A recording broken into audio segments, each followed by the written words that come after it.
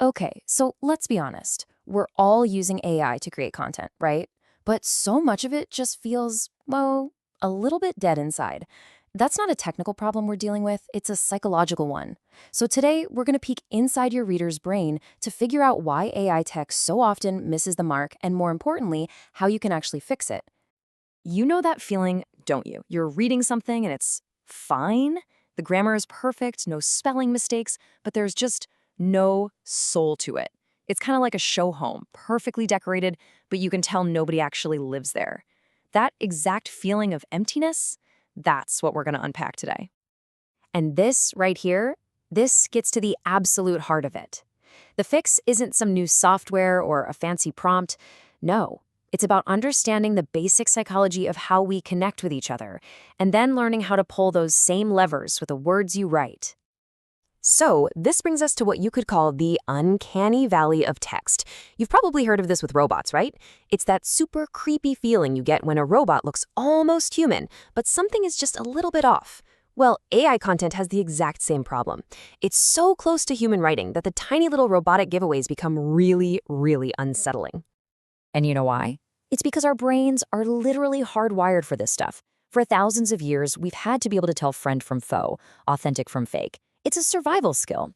So your brain is always subconsciously scanning for signals that feel off. And when it finds them, it triggers these tiny little threat alarms.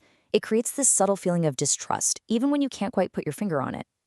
So what do people do when their AI content sounds robotic? Well, they run it through a humanizer tool. These things promise to take your AI text and sprinkle some human magic on it. But there's a massive fundamental flaw with this whole approach. Think of it like this. These tools are just putting a really convincing mask on the robot. All they're doing is swapping one set of predictable AI patterns for a slightly less predictable set. They're treating the symptoms, like repetitive sentences, but they completely ignore the root cause. Your brain might not notice the specific words they changed, but it can still feel the machine humming away underneath it all. Okay, so if the tools are a dead end, what's the real answer? Well, the answer is inside our own heads. We have to understand how our brains actually work. So let's dive into the 4 automatic, built-in mechanisms your brain uses to tell the difference between a real human and a fake. And here's the really wild part. All 4 of these things are happening completely on autopilot. You don't even think about it. First, your brain's authenticity detector is constantly scanning for anything that feels phony. Second, it uses emotion as a highlighter, tagging information that makes you feel something as important and worth remembering. Third, it's an incredible pattern recognition machine, and it gets bored and suspicious of robotic, predictable sentences. And finally, it uses something called mirror neurons to connect with stories, basically letting you live the experience someone is telling you about. AI is frankly pretty bad at all 4 of these. This all leads us to this really cool psychological idea called hot cognition. It's just a fancy way of saying thinking that's charged with feeling. It's what makes us care. AI is a master of cold cognition. It can give you facts, data, and logic all day long.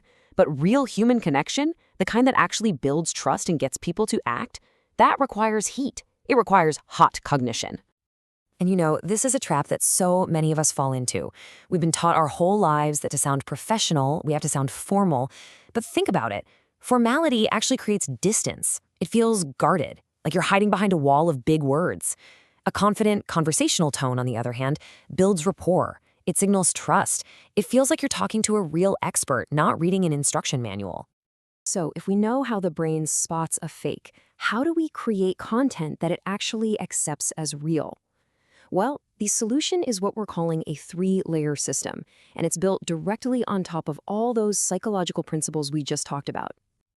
Okay, layer 1. This is the foundation. It's all about breaking up those boring, predictable, robotic rhythms that AI loves to use. It just means you have to consciously go in and mix things up. Vary your sentence lengths, use some short, punchy ones, then a longer, more flowing one. Make it sound like a real person talking, not a machine typing. Now, layer 2, this is where we build the connection. And I'm not just talking about throwing in a few emotional words like amazing or frustrating. No, this is about designing an actual emotional journey for your reader. It's about showing them you understand their problems, you get their hopes, and you can guide them from one to the other. And finally, layer 3. This is the magic ingredient that seals the deal. This is the trust layer. This is where you ground everything you're saying in specific, real-life stories and examples. This is what lights up those mirror neurons we talked about, letting your reader truly connect with what you're saying on a deep neurological level. So how do you actually put this all into practice? Here's a super simple 6-step workflow. You start with the psychology, thinking about your audience first. Then you prompt the AI strategically, and then you do your editing passes, one for each layer. First, you fix the rhythm and the patterns. Then you weave in the emotion, and finally, you anchor it with real stories. The last step is just a gut check. Read it out loud and ask yourself, does this sound like a real person talking? And hey, look at the difference Layer 3 makes in practice. On the left, you have, this technique works well. That's cold cognition.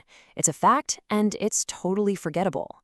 But the example on the right, that's a story. Your brain instantly pictures that person, you feel their relief, and bam, your mirror neurons fire, and that message becomes unforgettable. Okay, I can practically hear the question in your head right now, but if I add contractions or start a sentence with and, or use a sentence fragment, won't people think I'm unprofessional or sloppy? And you know what? That is a totally valid concern. But here's the mindset shift we have to make. Those rough edges, they're not mistakes. When you use them the right way, they're actually signals of authenticity. They show you're a real human being thinking in real time.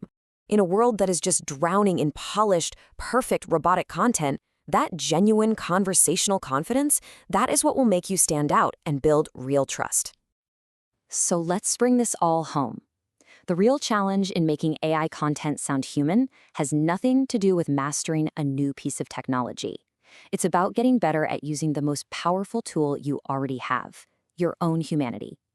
This is the big idea I really want you to walk away with. Stop trying to solve a psychological problem with a technical fix. In this new age of AI, your greatest asset isn't how clever your prompts are. It is your built-in, 100% human ability to feel empathy, to understand emotion, and to share your own experiences. So let's just recap the big takeaways real quick. First, stop using those humanizer tools. They're just a band-aid. Instead, focus on triggering real neural responses in your reader. How?